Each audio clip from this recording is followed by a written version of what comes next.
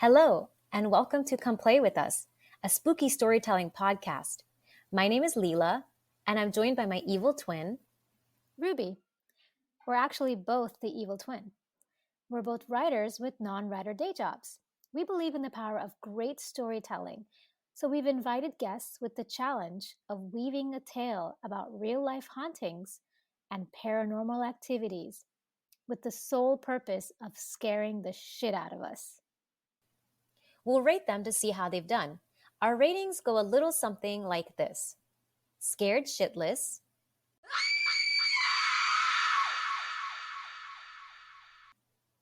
some chills,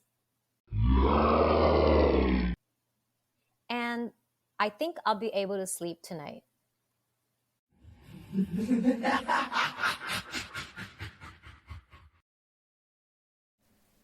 Hi, everyone. Our podcast has been live for a month, and we wanted to take a second to thank all of our listeners around the world. We have listeners in Canada, Ireland, Croatia, the UK, and even Mexico. Thanks so much for sticking with us, and we promise we've got more creepy stories coming your way.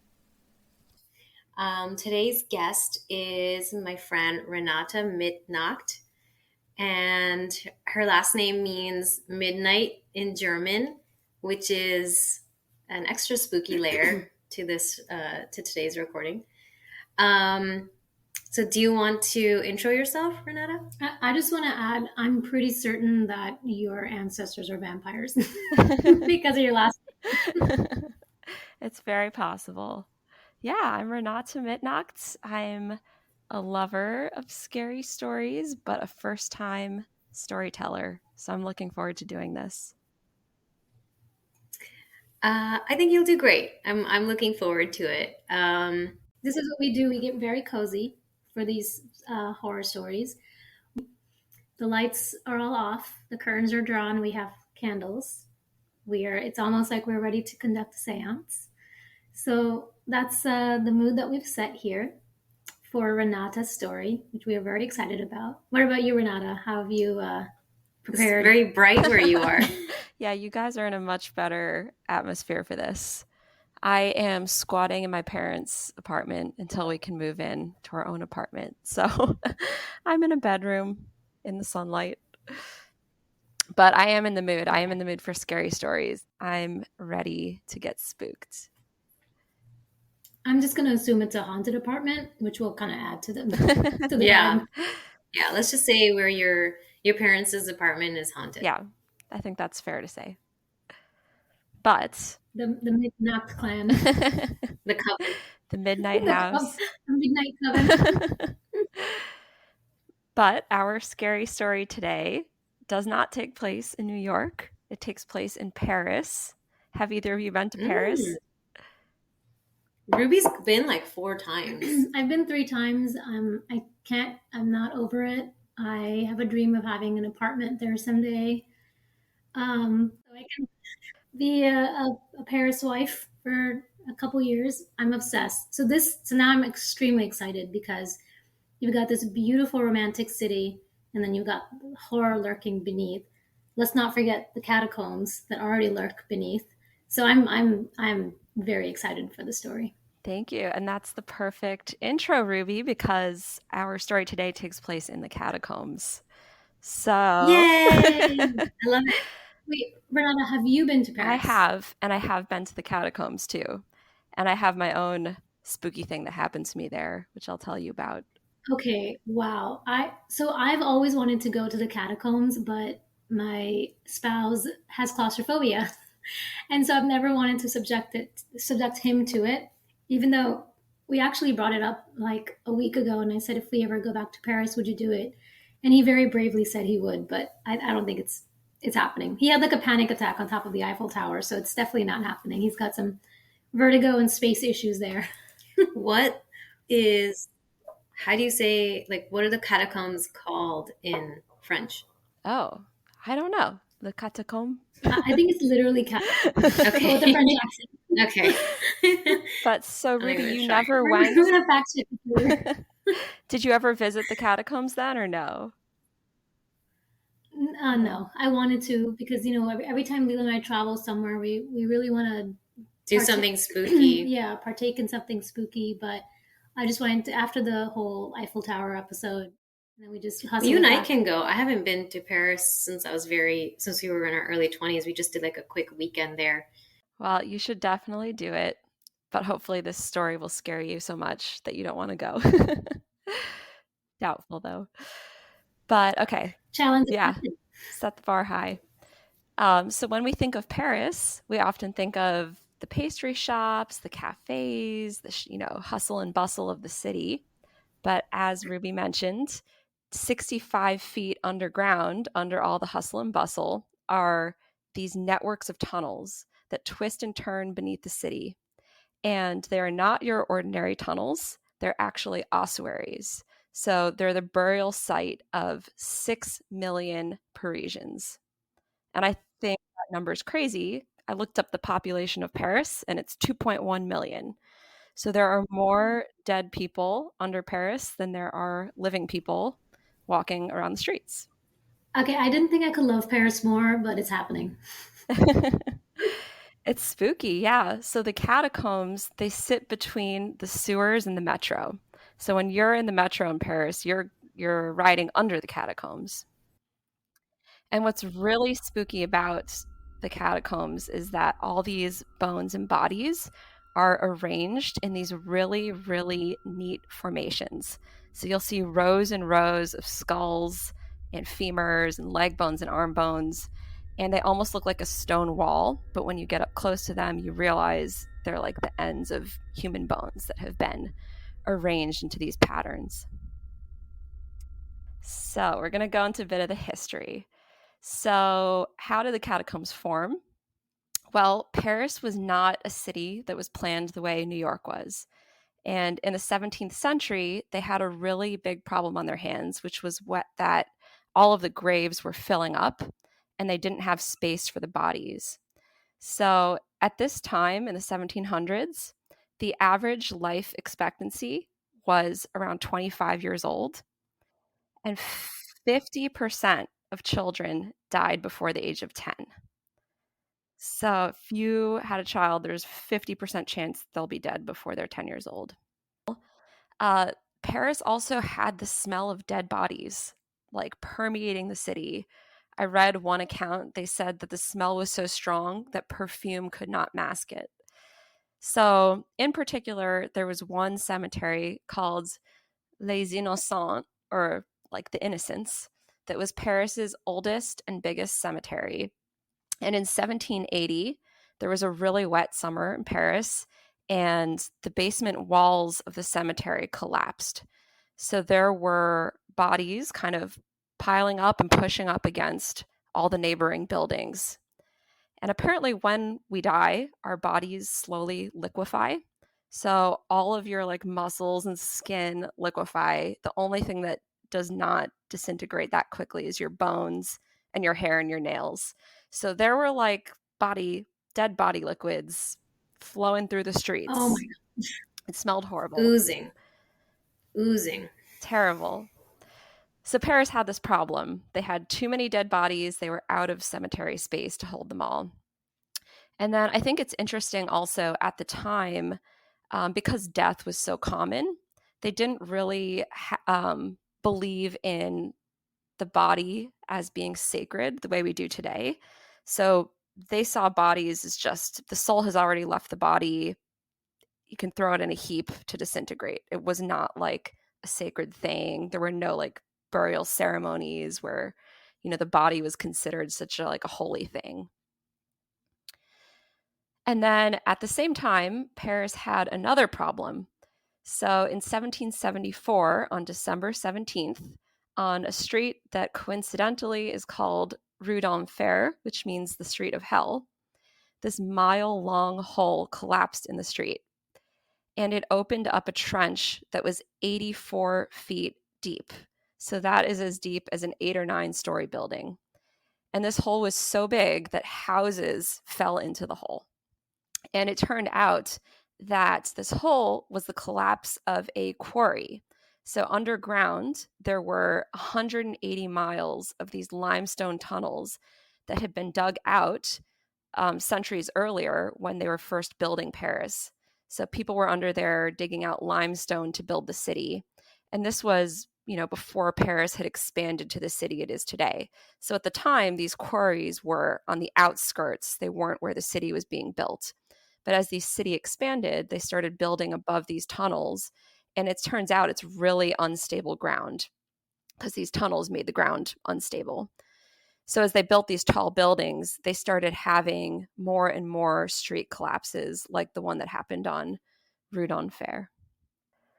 So they had these two problems. They had the overcrowded graveyards, and then they had these abandoned quarries, 180 miles of quarries underground. So they had this solution, which was, what if our two problems can be combined into one solution? So they started fortifying the quarries and then moving dead bodies from their overflowing cemeteries into the quarries. It took them 12 years to move all of the bones of the 6 million corpses into the catacombs. And they were wheeled in carts into the cemeteries. So if you lived in Paris at this time, you might see these lines of wagons being wheeled down the streets with dead bodies. I wonder if the bodies were like fully bone, or if there was like they're still partially liquid, or if there's like some gristle or something, because the catacomb, like everything seems like it just fits really well, like Tetris. So I just wonder if like the body ooze like acted as glue. I don't know. I'm just wondering. How bone they were, or anyway. They were just corpses. Yeah. But yeah, the catacombs. So they threw all these bodies into the catacombs. They weren't organized at that time. It was just this disorganized bone repository. And they also didn't have cremation at that time. So burning the bodies wasn't something that they really even considered. But then around 1799 to 1804, Napoleon took over as emperor. And we all know of Napoleon for his Napoleon complex. And he had this idea that men are only great through the monuments that they leave behind them. And at this time, Rome had some really impressive catacombs that people could visit that were really a tourist destination. So they were as much a place to put bodies as they were a monument to, Rome's engineering prowess. And they were really meant to be visited and seen. And so Napoleon was competitive with this, and he wanted Paris's catacombs to be similarly impressive. So he commissioned people to be in charge of basically creating the catacombs, stacking the skulls and bones and femurs into these elaborate patterns. And then he also commissioned cemetery decorations to be placed in the catacombs. So if you go down there now, you'll see poems and inscriptions. And he even commissioned these weird rooms in the catacombs that are almost like little museums. So there's a room down below the city in the catacombs that displays the odd, strange rocks and minerals that they found underground. There's another room that showcases deformed bones. And there's even a room where they like recreated a little replica of a city underground. He could have improved a lot of like the sanitation. And he was like, no, our legacy is bones stacked in a really cute pattern. Go. And here's a room with weird bones, and here's a room with normal bones. He's like, this is what I would want. Yeah. Why is he us though? No, he kind of is us though. I don't know why.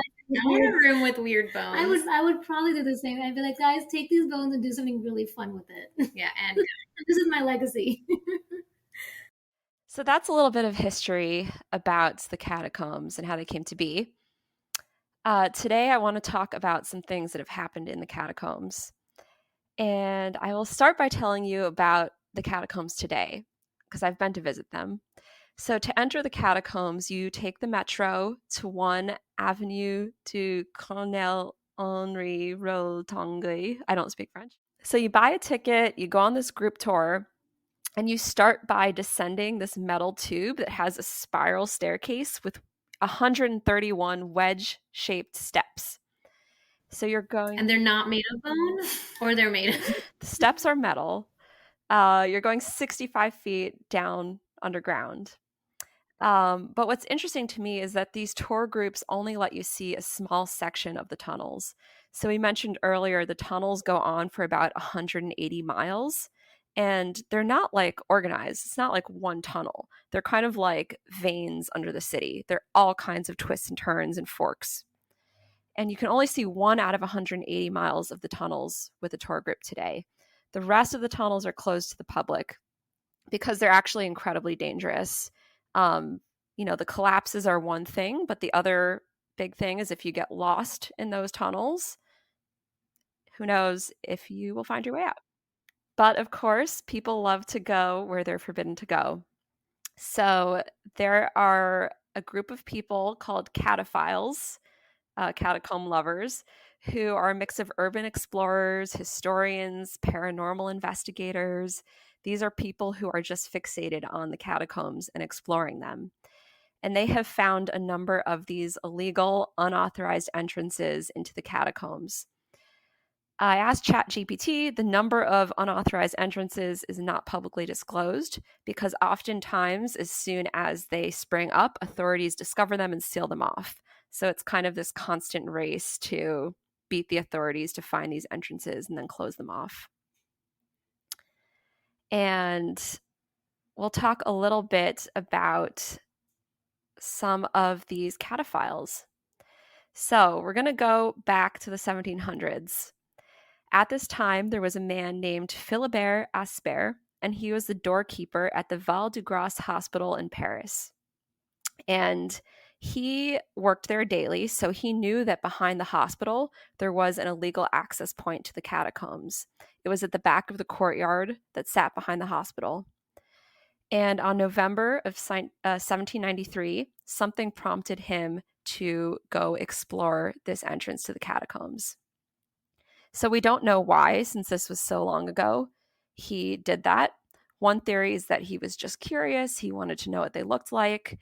Another theory I read is that he had been told that there was a way to break into the basement of a brewery through the underground tunnels. Okay, so beer. And to me, that's actually so sad because I could see someone from our friend group doing that. I mean, more than one people. Wait, what year was this again? I think I might have missed it. This was 1793. Okay, so the catacombs were they what they are now? Wait, whoa, hold on. And the revolution is going on around this time, right? Yes. So they were new-ish. They weren't as old as they are today. But back then, I think a lot of these entrances were less policed. So this entrance behind the hospital, it probably wasn't really shut off. So whatever the reason may be, one night, Philibert, by himself, descended through the entrance down 65 feet into the catacombs. And you have to imagine what this would have been like in the 1700s. Because it was illegal to do this, he most likely was entering the catacombs at night so that he wouldn't be seen. And he was alone, and the catacombs being underground would have been pitch black. And this was also before flashlights. All right, so Philibert went down into the catacombs. This was before flashlights, so all that he would have had with him was a candle, probably placed in a lantern. And as he gets deeper into the caves, it would have also gotten colder and wetter. So the catacombs were built below the water table. So when you go down there, there's water that drips through the limestone and kind of trickles down through the bones. I had a personal experience with this when I was in the catacombs because I went wearing flip-flops. No one had told me that it was going to be so dank. And I stepped in a puddle and I freaked out because I was like, it's like body water. So Philibert is 65 feet underground alone with his candle in these wet catacombs. And he would have come upon at some point the ossuaries where the bones are buried. And there's a sign in front of that area that says, "Stop, this is the Empire of the Dead." So he would have had to have the stomach to keep going after seeing a sign like that. And as you go through the catacombs, the passageway is narrow, and you enter the parts that are lined by these human skulls and femurs. And he was a very brave person. He kept going, guided by his little lantern. And of course, as we mentioned earlier, there are 180 miles of these tunnels with all these little rooms and offshoots and splits. We said earlier, they're really like a network of veins, so it's hard to navigate your way through without a map. One thing they've done to try to make it a little bit harder to get lost is some of the passages are labeled with their above ground street names.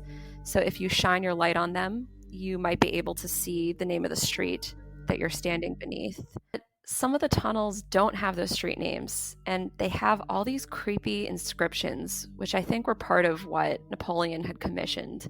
But these are some of the real inscriptions that you'll find in the catacombs. So there's one that says, "Wherever you go, death follows as a body's shadow." Ooh. Yeah. Can you imagine being down there, being Philibert with your candle, like seeing one of those inscriptions? My little flickering candle. I don't know. I mean, he probably was like beer. I know, like seriously, like never underestimate the power of beer, because he's like, this is fine. I just want my beer. Like, could he not? Like, I don't know why it needed to be like this.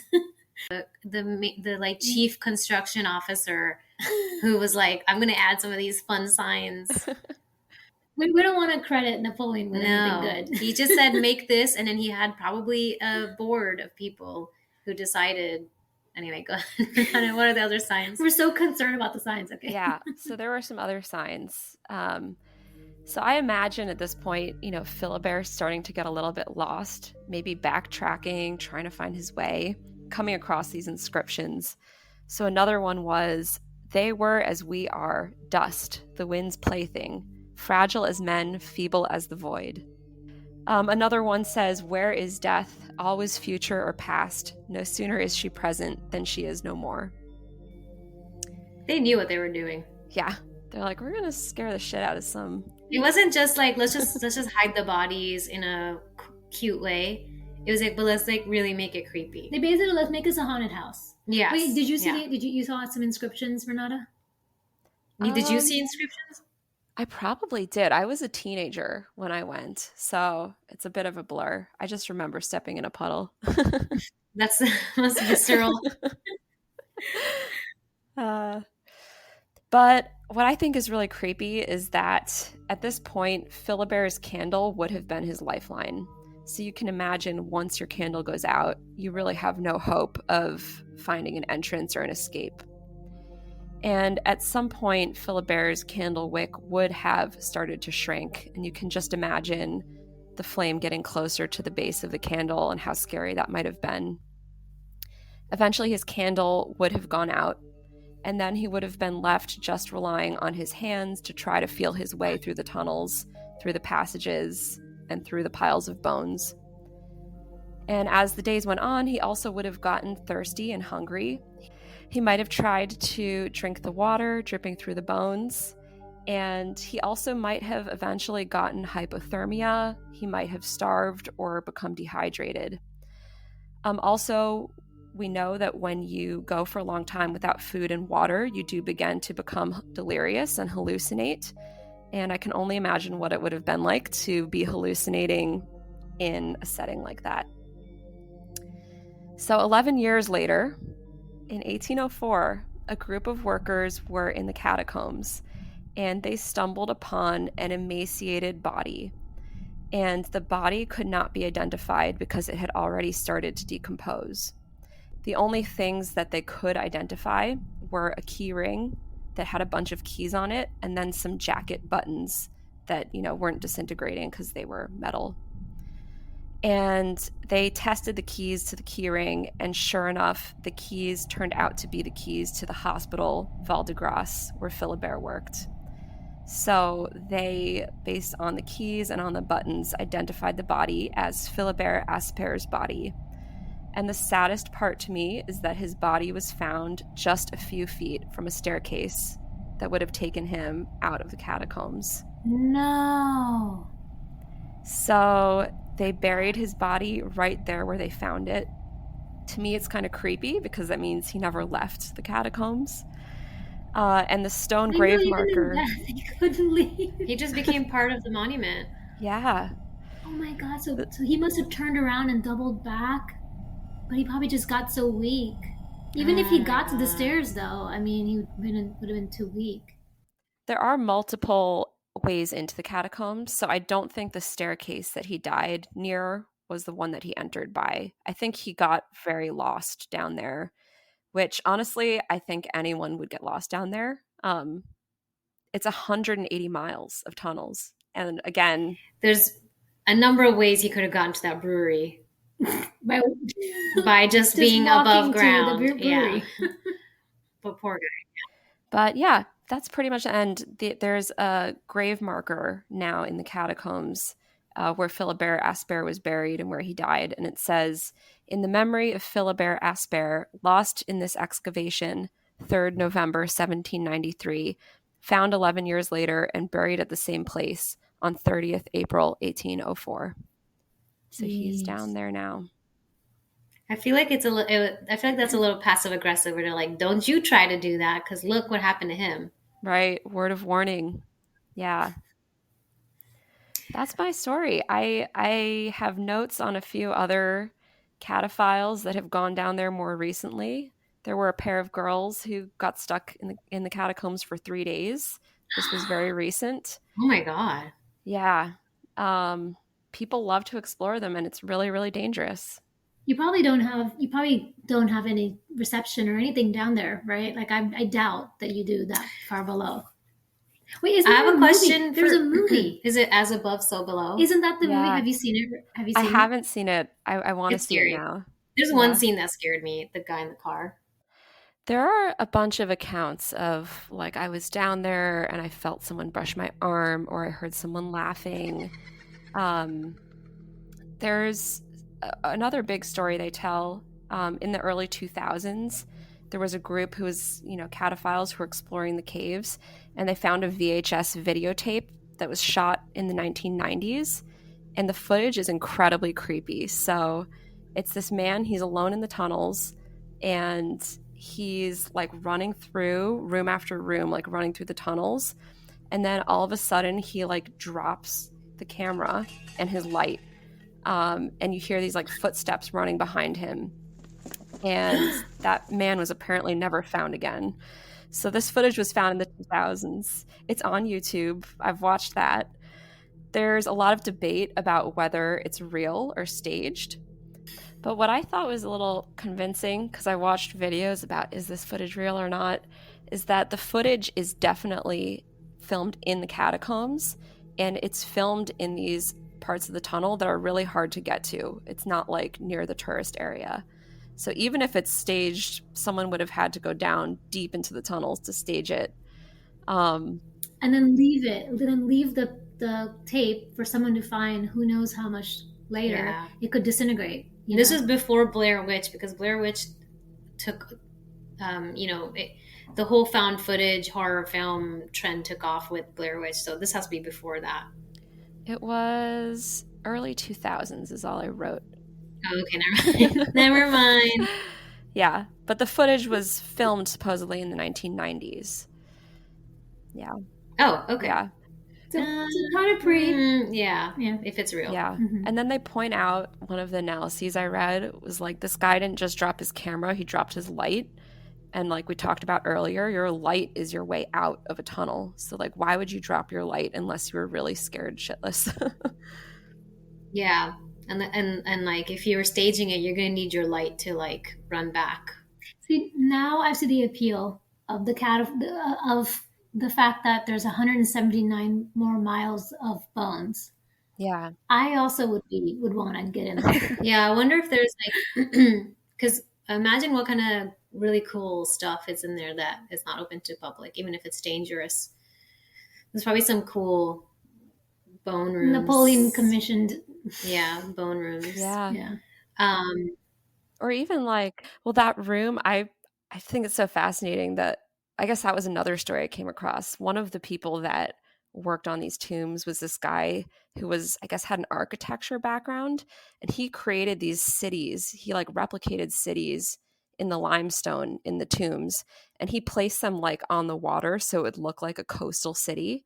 And apparently he died in a collapse while building. But there are things like that would be so cool to see that are, I don't know, like little. I know. See, it's not Napoleon, it's the people he hired. They're the weirdos.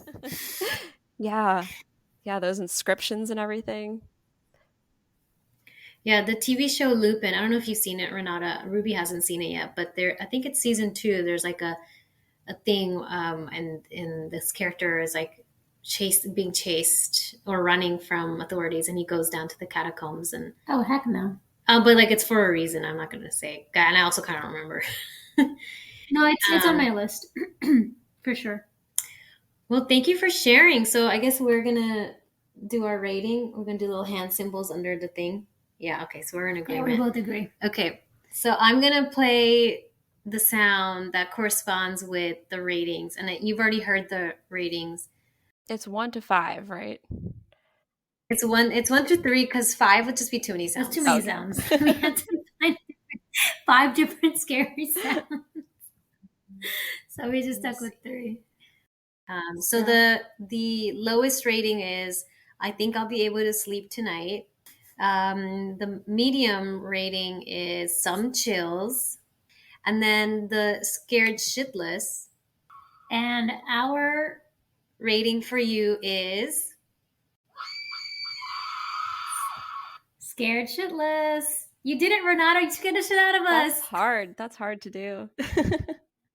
You did it. I think it was, for me, I just spit. I was so excited. Yeah, for me, it was like you didn't have a lot of like ghostly encounters or hauntings or anything like that. But I think it's that you're such a good storyteller. I don't know if you knew that yourself, but you're such a good storyteller, and the way you just started from the beginning historically, and you just really painted this picture of the catacombs and just the way that they were built and just all the creepy little details, and even the story of the guy who got lost in there. I mean, it wasn't like overtly horror, but I was really riveted and creeped out, like legit creeped out. I'm very creeped right now. And I just heard a noise and I just like turned to look at it. I was like, where did it come from? And it was like, but it's not like I agree with Leela. It's, you didn't have ghosts in it. You didn't like what we've been asking people is like, oh, we want like ghosts and hauntings and stuff. And I think that where you scared us the most is that just very human fear of being alone in the dark and vulnerable. And I think that you hit it at like the most like base natural fear, the dark bones. But the way you painted out his like struggle, I feel like other storytellers would have been like, so he went in and he went in and he never came out, and they found his body 11 years later. But you painted out step by step, moment by moment, what he would have experienced. And you hit me at like, as humans, what do? We put ourselves in that position. And that scared the shit out of me. Like, yeah, being lost in the catacombs. It's not always seeing those creepy signs. My candle is, burning lower and lower. There's stakes, you like the story has everything. Yeah. You included these stakes as well, but you painted it out in a way where I was so riveted. And this is absolutely a testament to your storytelling. It just shows that, we don't always just need the ghosts and goblins and scary bump in the night. We just need someone who is just thrust in this situation or may have put themselves in a situation that we could easily be in, Yeah, that have dire consequences. But imagine those 11 days, or not, who knows, maybe I think you can only live like 4 days without water unless he was drinking. Let's say he lived for like a week and a half. So yes, you did something we haven't seen yet. Such a great job. And it was like just really evocative storytelling, and I was on the edge of my seat. So thank you. You just did such an incredible job, Renata. Thank you both. Yeah. And I think that's part of what's scary too, is that we don't know exactly what he went through, but we can imagine the possibilities of what he might and most likely did go through. There's something kind of I creepy mean, about how that. would time, yeah, and how would time pass? You know, He there's doesn't no know. concept of the sun rising and setting. So it could feel like if you knew the passage of time, you know, it would feel like 2 weeks or whatever. But if you didn't, it could feel like an could feel like eternity. days. Yeah, it could feel like eternity. Yeah, and that's the thing is like, you know, we always have a fear of the dark and we have a fear of the unknown. And he had both. I mean, he was struggling with both, all in the pursuit of beer, which should be a lesson to all of us. But now it's made me like want to visit Paris again even more. And I have a feeling, because I want to go with Leela, I have a feeling we're going to go to the catacombs and I'm going to be like freaking out like the entire time. Yeah. Seriously. And I'm sure he had ghostly encounters, but we'll never know. Yeah. And Renata, you have to know we are very, very picky with our ratings. We're very, very choosy. So you did it. You did it, man. I love it. You did it. Love it. Always happy to scare you. Yeah. No, now we're going to watch that movie tonight. Even though we've seen it, but I've forgotten a lot of it. I've seen parts of it, but I think You haven't seen the whole thing?